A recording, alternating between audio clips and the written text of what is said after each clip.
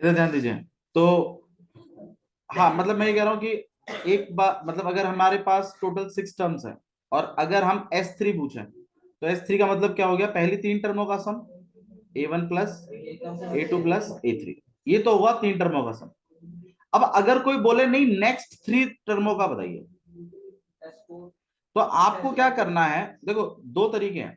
सबसे पहला, नेक्स्ट अगर आपको टर्मों का निकालना है तो पूरी टर्मों का सम निकाल लीजिए S6 बोल के, और उसमें से क्या करिए, स्टार्टिंग की 3 टर्मों का सम क्या करा दीजिए, तो आपके पास सम ऑफ लास्ट 3 टर्म या नेक्स्ट 3 टर्म्स का आ जाएगा मामला। एक तरीका तो ये है, ठीक है। दूसरा एक और भी है कि भैया 3 टर्मों का सम बोला है ना अगली, तो वो टर्म ही कौन कौन सी है उन्हें ही प्लस करके लिखूंगा। A4 plus A5 plus A6। मैं कह रहा हूं अगर पता चल जाए टोटल नंबर ऑफ टर्म्स पता चल जाए, हमसे पहली 3 टर्मों का सम बोल रहा है फिर नेक्स्ट वाली का पूछ रहा है, और अगर आप प्रिडिक्ट कर सकते हैं तो ये भी सही है। A4 की जगह आप शॉर्टकट लिख दीजिएगा A+3D, A+4D और A+5D। फिर A+A+A कितने A हो गए, 3A। 3D+4D 7D, 7D+5D 12D। वो कॉमन में निकाल, मतलब ये आएगा। और जब आप इसको सॉल्व करोगे ना तो भी यही आएगा, तो आप कैसे भी कर लीजिए, सेम ही बैठेगा। अब पढ़ लेते हैं क्वेश्चन, अब पढ़ो क्वेश्चन। फाइंड करना है आपको क्या, डी। एक एपी में जिसकी पहली टर्म तो है 5, तो पहली टर्म 5 है तो भाई क्या गिवन हो गया, एक तो ए पता चल गया आपको, ए कितना है 5। और क्या बोला है, sum of its 4 term is half of the sum of next 4 terms, अगली 4 टर्मों को, मतलब सम ऑफ 4 टर्म्स पहली 4 टर्मों का सम, और इज हाफ ऑफ नेक्स्ट अगली 4 टर्मों का सम। मतलब अगली 4 टर्म कौन सी होंगी, A5 A6 A7 और A8, यही तो होंगी अगली। बोलो भाई एग्री करते हैं आप इस बात पर। अच्छा मैं इक्वेशन सेटअप करूं तो देखिएगा ऐसे करूंगा मैं, ये पहली 4 टर्म बोली है ना, तो A1 plus A2 plus A3 plus A4 equal है हाफ ऑफ नेक्स्ट 4 टर्मों के, तो मतलब A5 प्लस प्लस A। मेरे ख्याल से अगर आप इसका शॉर्टकट खोल लें सबका, तो आपके पास ए और डी की क्या बन जाएगी इक्वेशन, उसमें अगर मैं ए डाल दूं तो डी निकल जाएगा और आपका क्वेश्चन बन जाएगा। समझ में आ रहा है कैसे करने वाले हैं, ठीक है। अब ट्राई करिएगा आप लोग, अगर हो जाता है तो ठीक है, नहीं होता तो मुझे बताइएगा, कर देंगे। अच्छा दूसरे वाले तरीके से भैया, वो आप दूसरे वाला फॉर्मेट जो बना देते वो तो बता दो। चलो उसने क्या बोला है, पहली 4 टर्मों का सम, तो मतलब S4 इक्वल टू हाफ। अब यहाँ पर नेक्स्ट 4 टर्मों का बोला है, तो मेरे मेरे लिए तो 8 टर्म होगी ना, तो मैं यहाँ पर क्या लिखूंगा S8 माइनस S, ये भी सही। भैया इसको सॉल्व कैसे करेंगे, आप एक काम करिए, इनको तो हम बाद में SO की वैल्यू तो हम बाद में डालेंगे, आप इसको ही थोड़ा सा सॉल्व करिए, क्योंकि यहाँ S4 है, यहाँ पर भी S4 है, थोड़ा बहुत कुछ कम वम तो हो जाए। इस 2 को मैं इधर क्रॉस मल्टीप्लाई करता हूं तो कितना हो जाएगा 2S4 इक्वल टू में S8 माइनस S4, सही है। इस माइनस S4 को भी मैं उधर ले चलता हूं तो कितना S4 हो जाएगा भाई 3S4 इक्वल टू में, अब वैल्यू रखिएगा, तो S4 की जगह आप क्या लिख सकते हैं बताइए, ए और डी की इक्वेशन में डाल रहे हैं, तो n/2 मतलब 4/2 ब्रैकेट के अंदर 2 इंटू में ए मुझे पता है A5 था, प्लस 4 - 1 मतलब 3D लिख दूं, और इक्वल टू में S8 को कैसे लिखते हैं भाई, 8/2 ब्रैकेट के अंदर 2 इंटू में 5 प्लस 7D। भाई बोल दीजिए नहीं आ रहा तो लिखना, ठीक है। अच्छा जी, अब इस 2 से ये 2 कैंसिल हो जाएगा, ठीक है। वैसे ऊपर नीचे काट लीजिए ज्यादा बेटर रहता है ना, 4 से काट लीजिए यहाँ पे 2 बार पर, ये काट दीजिएगा 4 बार पर, 2 से 1 बार, और ये 2 चला जाएगा, बाकी कुछ जा नहीं रहा, यहाँ पे 3 है, 5 टू इक्वल टू में यहाँ पे 2 है, 5 टू 10 और प्लस 70। इसको आप करेंगे तो यहाँ पे हो जाएगा 20 प्लस 14d, यहाँ हो जाएगा 30 प्लस 9d। इस 14d के पास ले चलते हैं, यहाँ पर हो जाएगा 5d, इसको इधर ले जाते हैं, यहाँ हो जाएगा 10। d की वैल्यू कितनी आई आपके पास,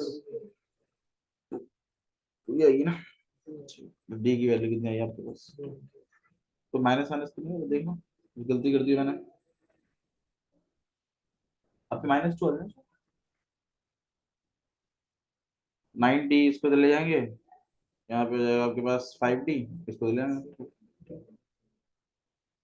बता तो सही सही कर रहा हूँ। चलो एक बार चेक कर लेना, इससे और चेक कर लेना क्या आता है, फिर चेक फिर फाइनल हो जाएगा। आया समझ में? ठीक है, तो हाँ ये एक कंसेप्ट है कि नेक्स्ट 4 टर्म कैसे निकालते हैं। पूरी इस टर्मों का सम निकाल लीजिए और पहली वाली चारों को क्या करवा दीजिए माइनस, तो मतलब मामला ऐसे बन जाता है S8 माइनस S4, इससे नेक्स्ट 4 आ जाती है। तो ये कंसेप्ट था, हाँ ये रह गया था, ये भी नहीं बताया। चलिए भाई क्वाड्रेटिक इक्वेशन को क्लियर करते हैं। पहले तो मुझे एक बात बताओ, क्वाड्रेटिक इक्वेशन का जनरल फॉर्म कैसा है?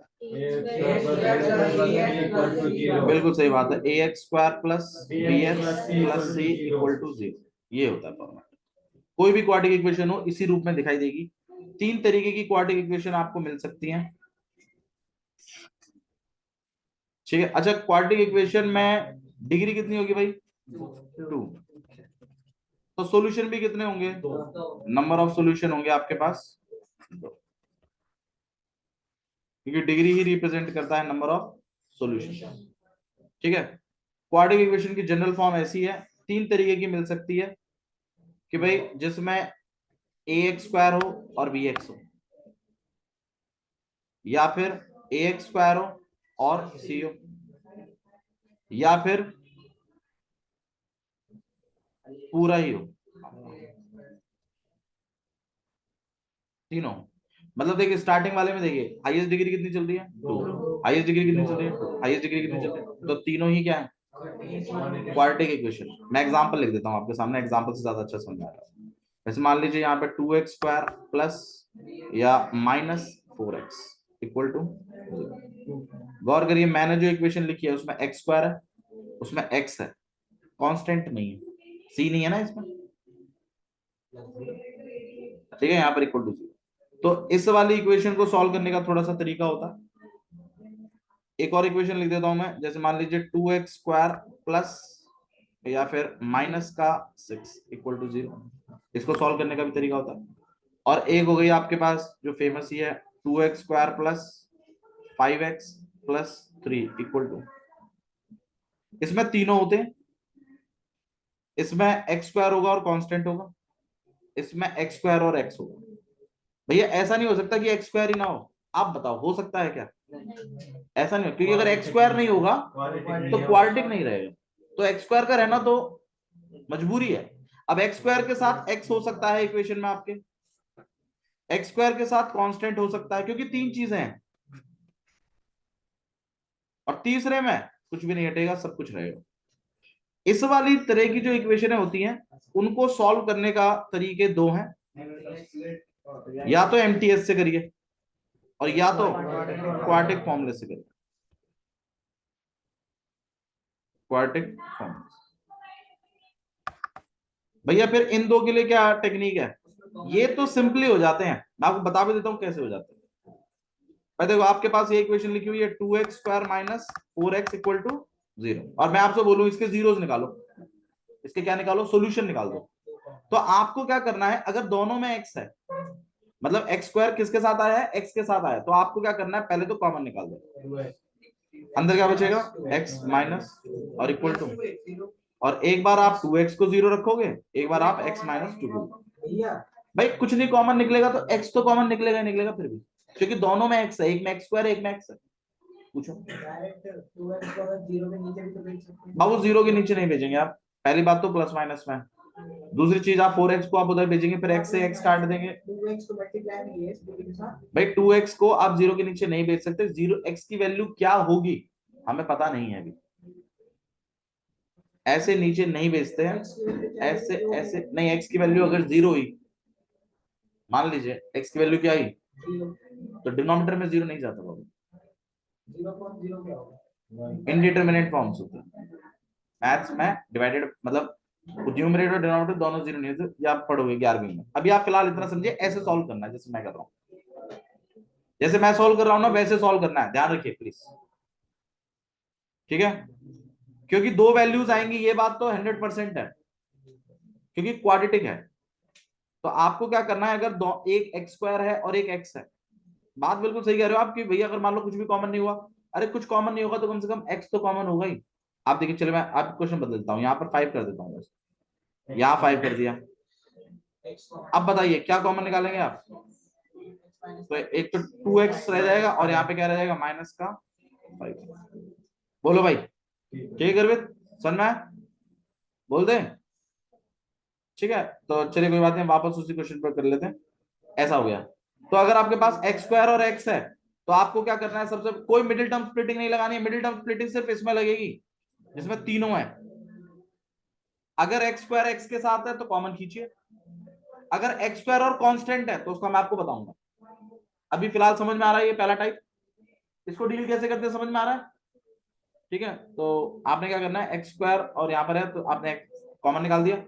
फिर आपको क्या करना है, एक बार तो 2x को जीरो रखना है और एक बार आपको x माइनस टू, एक्स की वैल्यू कितनी हो जाएगी, तो एक सोल्यूशन आपका ये है और एक आपका x इक्वल टू में 0.2 मतलब भाई 2 को भेज सकते हैं डिनोमिनेटर में, जीरो को नहीं। या कोई ऐसी चीज नहीं जो जीरो ले सकती है, उसको भी नहीं भेज सकते। तो इस तरीके से सॉल्व करना है, कब, जब एक्स स्क्वायर और एक्स आ रहा है साथ, कांस्टेंट नहीं है आपके पास। अगर एक्स स्क्वायर भी है, एक्स भी है और कांस्टेंट भी है, तो कौन सा टाइप बन गया, सबसे लास्ट वाला। उसको कैसे सॉल्व करते हैं, या तो मिडिल टर्म स्प्लिटिंग से करते हैं और या तो क्वाड्रेटिक फॉर्म, जैसे मैं दोनों करके दिखाऊंगा आपको। भैया अगर मान लीजिए एक्स स्क्वायर और एक्स है, फिर कैसे करेंगे, कॉमन निकालेंगे, कॉमन निकालेंगे आप, तो दोनों आपके मल्टीप्लाई के बन जाएंगे। एक बार एक को रख दोगे जीरो के इक्वल, एक बार दूसरे वाले को रख दोगे। बताइए कोई प्रॉब्लम है इसमें, कोई मिडिल टर्म स्प्लिटिंग नहीं लगता इनमें। मिडिल टर्म स्प्लिटिंग जो भी है वो इसमें लगता है जिसमें प्रॉपर इक्वेशन होती है आपके, ठीक है भैया। इसको कैसे सॉल्व करेंगे, इसको, इसमें आपके पास यहाँ पे 2x स्क्वायर है, आप इस 6 को पल्ली तरफ भेज दोगे, कांस्टेंट को पल्ली तरफ भेज दोगे। एक्स स्क्वायर को आप अकेला करेंगे, 6/2 काट पीट के कितना आ गया 3, एक्स स्क्वायर इक्वल टू में कितना हो गया 3, एक्स की जैसे आप इसके ऊपर रूट लगा देंगे और प्लस और माइनस दो वैल्यूज आएंगी। एक बार आप √3 रखेंगे एक्स की वैल्यू, एक बार आप -√3। ये तो और भी सिंपल, मतलब अगर एक्स स्क्वायर और कांस्टेंट है तो एक्स स्क्वायर को क्या करना है, अकेला। और अगर एक्स स्क्वायर और एक्स है तो आपको एक्स को क्या निकालना है, कॉमन, जिससे वो मल्टीप्लाई का बन जाए। भैया अगर तीनों ही प्रेजेंट हैं तो कैसे करते हैं, तो या तो मिडिल टर्म स्प्लिटिंग से करिए और या तो किससे करिए, क्वाड्रेटिक फॉर्मूला ब्रह्मास्त्र है, वो हमेशा काम करेगा। मिडिल टर्म स्प्लिटिंग सारी इक्वेशन मिडिल टर्म स्प्लिटिंग से सॉल्व नहीं होती, लेकिन आपके लेवल पर जो भी इक्वेशन आएगी वो मिडिल टर्म स्प्लिटिंग से सॉल्व होगी, चिंता मत करो। समझ में आया मैंने क्या बोला, ठीक है। तो मिडिल टर्म स्प्लिटिंग अब आप बता दीजिए आप में से कितनों को नहीं आता है, या मैं एक क्वेश्चन लेके रिवाइज करा दूं, अभी तो सीखा ही नहीं है या फिर थोड़ा थोड़ा भूल गया है, थोड़ा थोड़ा आता है, ठीक है चलिए। अगर आता है तो मैं एक क्वेश्चन सॉल्व कर देता हूँ आपके सामने, शायद आप रिकॉल कर लेंगे। एक पीडीएफ एक वर्कशीट भेज देंगे, उसको सॉल्व उसको भी करके लाइएगा, ठीक है। थोड़ा और आइडिया हो जाएगा आपको, मिडिल टर्म स्प्लिटिंग अच्छा हो जाएगा। देखिए सबसे पहले आपको यहाँ पर एक इक्वेशन लिखनी पड़ती है, हाँ? भाई देखो उसमें रूट वूट नहीं होना चाहिए अभी फिलहाल के लिए, रूट वाले हैं तो रहने दीजिएगा, क्योंकि अभी पहले सिंपल फिर एक लेवल और ऊपर। मान लीजिए उसको आता नहीं मिडिल स्प्लिटिंग, आपने रूट दे दिया, वो हो गए नहीं। हाँ डाउट में ले, डाउट ले लें, कोई दिक्कत नहीं। तो यहाँ पर आपके पास 2x स्क्वायर है प्लस 5x है प्लस 3 है इक्वल टू 0। चिंता मत करिए, कोई कंपल्शन नहीं होता कि आपको एग्जाम में कभी भी आपको ऐसे नहीं बोलेगा do this quadratic equation by middle term splitting, कभी नहीं बोल सकता, ना क्वाड्रेटिक फॉर्मूले के लिए बोलेगा। आपकी चॉइस है, आप जिसमें कंफर्टेबल है ना उससे कर दीजिए सॉल्व।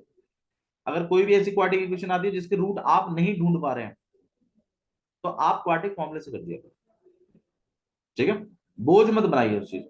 चलिए मिडिल टर्म स्प्लिटिंग सिखाया था, आपको 2 नंबर पिक करने होते हैं, एक लार्ज एक स्मॉल। बड़े वाले के आगे वो सिंबल आता है जो बीच वाले के आगे है, प्लस। यहाँ प्लस का है तो इधर भी किसका सिंबल आएगा, प्लस का। अब छोटे वाले के लिए छोटा वाला पैटर्न फॉलो करता है। कौन सा पैटर्न भैया, वो पैटर्न फॉलो करता है जो आपका स्टार्टिंग नंबर और लास्ट वाला पैटर्न फॉलो करवा रहा है। मतलब भैया अगर इनके साइन सेम है तो इनके साइन भी कैसे रहते हैं, सेम। इनके साइन अगर अलग अलग है तो इनके साइन भी कैसे रहेंगे, अलग अलग। मैं ये नहीं कह रहा कि एग्जैक्ट यही साइन रहते हैं, मैं कह रहा हूं इनके पैटर्न जैसे रहते हैं। जैसे मान लीजिए पहले वाले के साइन किसका है, नेगेटिव का, दूसरा किसका है, लास्ट वाला किसका है, प्लस का। अब आप बताइए इनको देखकर साइन सेम है या डिफरेंट है, तो इधर भी साइन कैसे आएंगे। देखो जो साइन सेट हो चुका है उसको नहीं बदल सकते आप, प्लस बीच में आया क्योंकि बीच में प्लस था। तो भाई आपको साइनों को क्या करना है, डिफरेंट। अब डिफरेंट करना है तो दूसरा वाला किसका रखना चाहिए, फिर माइनस का, साइन अपने आप डिफरेंट हो जाएंगे। पैटर्न फॉलो करना है आपको, साइन फॉलो नहीं करने हैं। यहां साइन बेशक माइनस प्लस है लेकिन देखो मैंने प्लस माइनस लिखा है, क्यों लिखा है, क्योंकि सबसे पहले आप यहां पर बीच वाले का मतलब बीच वाले का साइन चेक करते हैं, वो जो साइन होता है वही प्लस बड़े वाले का लग जाता है, वो फिक्स हो जाता है। फिर आप स्टार्टिंग वाले और लास्ट वाले के पैटर्न को फॉलो करते हो कि सेम है या फिर अलग अलग है। अब आप देख के बताइए सेम है कि अलग अलग है, डिफरेंट है, तो इधर भी साइन कैसे चलेंगे, डिफरेंट। तो एक प्लस है तो दूसरा किसका होगा। अब मान लीजिए एक और इक्वेशन लिख लेते हैं, जैसे माइनस एक्स स्क्वायर माइनस का 3x, ठीक है, और प्लस का 4 इक्वल टू 0। अब आपको 2 नंबर पिक करने हैं। हाँ भाई, पहले पहले सबसे पहले मुझे एक चीज देख के बता दीजिए आप कि साइन अलग अलग आएंगे कि सेम आएंगे, अलग अलग आएंगे। कैसे पता चलो, आगे वाला माइनस का है, लास्ट वाला प्लस का है, अलग अलग आएंगे। अब तुम्हें अलग अलग ही सेट करने, ध्यान रखिएगा। अब तुम बताओ बड़े वाले का साइन स्टार्ट कैसे होता है, बीच वाले से। बीच वाला किसका है, माइनस का, तो यहाँ माइनस आएगा, तो फिर यहाँ क्या आएगा। बोल भाई हर्ष, साइन सेट करने हैं, एक और सेट करके देखा। यहाँ पे 2x स्क्वायर है, यहाँ पे प्लस का 3x है, लेकिन यहाँ -4 है। बताओ हर्ष, बड़ा वाला प्लस का नहीं, पहले पैटर्न बताओ, पैटर्न सेम है या अलग अलग। पहले सबसे पहले पैटर्न देखना है, पैटर्न सेम है या अलग अलग है, अलग अलग है, तो ध्यान रखिएगा पैटर्न अब अलग अलग चलाएंगे हम। अब तुम बताओ शुरुआत बड़े वाले की किससे होगी। बड़े वाले के लिए कौन सा सिंबल देखते हैं हम, बीच वाला। बीच वाला किसका है, प्लस का, तो यहाँ प्लस आएगा, तो फिर यहाँ क्या आएगा, माइनस है, क्योंकि आपने तो बोला था अलग अलग आएंगे। साइन सेट करने आ गए, साइन में तो कोई इशू नहीं है, ठीक है। अच्छा जी, ठीक है, क्योंकि ना बहुत बच्चों को मैंने देखा है वो नंबर पता लगा लेते हैं लेकिन साइनों के बारे में आइडिया नहीं होता तो गलत कर जाते हैं क्वेश्चन, ठीक है, उससे बहुत बड़ी प्रॉब्लम है। थोड़ा सा गौर करिएगा प्लीज, और ऐसी बात नहीं है कि आप अपनी मर्जी से साइनों को बदल देंगे। अब हमारा जो क्वेश्चन था उस पर गौर कर लेते हैं, साइन सेम है या अलग अलग है, सेम है, तो इधर भी साइन कैसे चलेंगे, सेम। अब बड़ा वाला किसका है, प्लस का, तो छोटा वाला भी किसका चलेगा, बोल भाई, ठीक है। अच्छा जी, नेक्स्ट है, अब आपको क्या गौर करना है वो सुनिए, आपको मल्टीप्लाई करना है, और मल्टीप्लाई किनका करना है वो देखिए। आप साइनों की टेंशन मत लीजिएगा, इस वाले नंबर का स्टार्टिंग वाले और लास्ट वाले का मल्टीप्लाई करना, तो 3 2 मल्टीप्लाई करके 6 आना चाहिए। और अब इन साइनों का मल्टीप्लाई कराना है, साइनों का मल्टीप्लाई कराना है, तो प्लस प्लस प्लस होता है, तो प्लस कर कर ये बीच वाला बनना चाहिए। मेरी बात समझ में आई, मैंने क्या बोला, मल्टीप्लाई करना है फर्स्ट और लास्ट वाले को, फिर साइनों को भी मल्टीप्लाई करना है, प्लस प्लस क्या होता है, प्लस, तो प्लस करके 5 आना चाहिए, बीच वाला आना चाहिए। इग्नोरिंग इज साइन, साइन को इग्नोर करना, बस नंबर की बात कर रहे हैं। अब मल्टीप्लाई करके 6 आता हो, प्लस करके 5 आता हो, नंबर 3 और 2। कभी कभी ये नंबर बड़े आसान होते हैं, कभी कभी नंबर थोड़े से मुश्किल होते हैं। मुश्किल होते हैं तो हम इसका ही क्या कर देते हैं, प्राइम फैक्टराइजेशन, या जो बच्चे नहीं जानते एलसीएम, क्या कर देते हैं हम इसका एलसीएम। हालांकि ये काम हम एलसीएम निकालने के लिए करते हैं, इसे एलसीएम नहीं कहते, इसे प्राइम फैक्टराइजेशन कहते। ठीक है, अच्छा जी। अब आप क्या करेंगे वो देखिए, आपने नंबर तो पिक कर लिया, तो आपके पास इक्वेशन कुछ ऐसी होगी, 2x² plus 5x plus 3 equal to 0।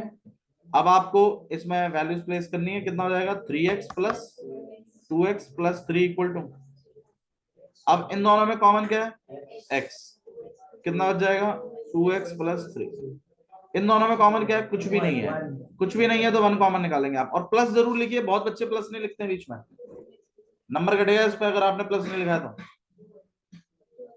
तो 2x plus 3 equal to, bracket के अंदर सेम आना चाहिए, बीच में प्लस लिखने पे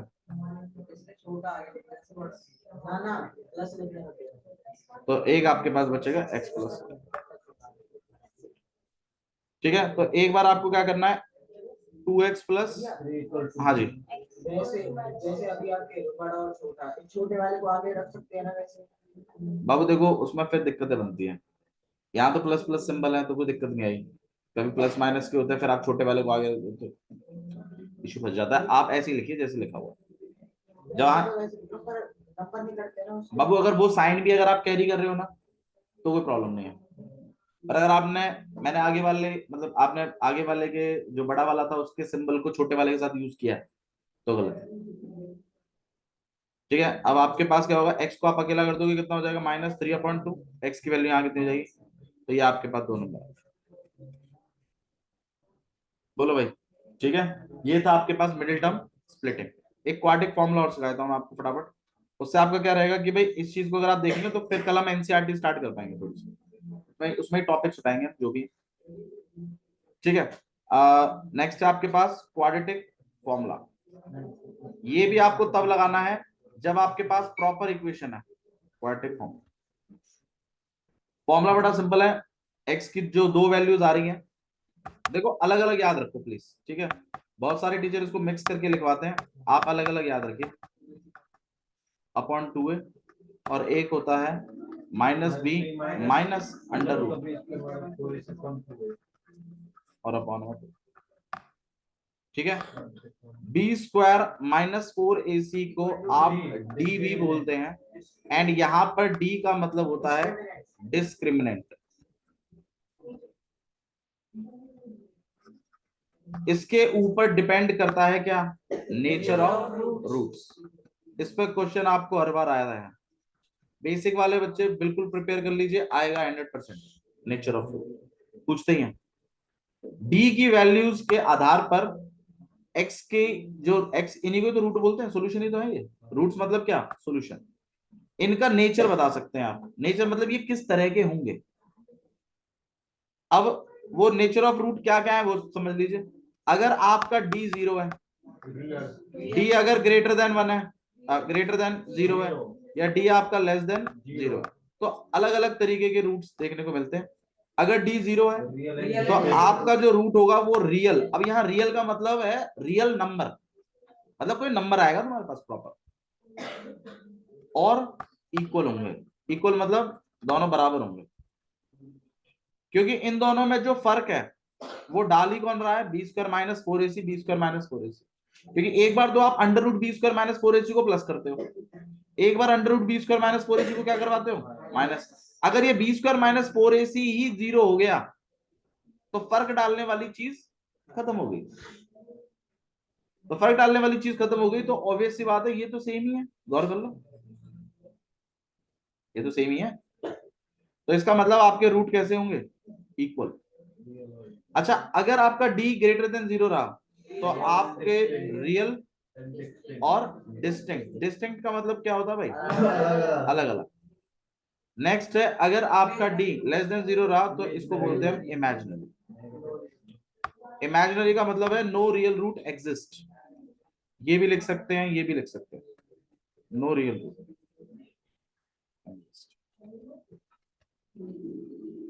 ठीक है, और क्वाड्रिक फॉर्मूला मैंने आपको लिख के दे दिया, ये वाला हो, इसमें थोड़ा सा इजी बनाने के लिए आप पहले डी सॉल्व कर सकते हैं, वो चले। ठीक है, बाकी हम इसको कल डिस्कस करेंगे।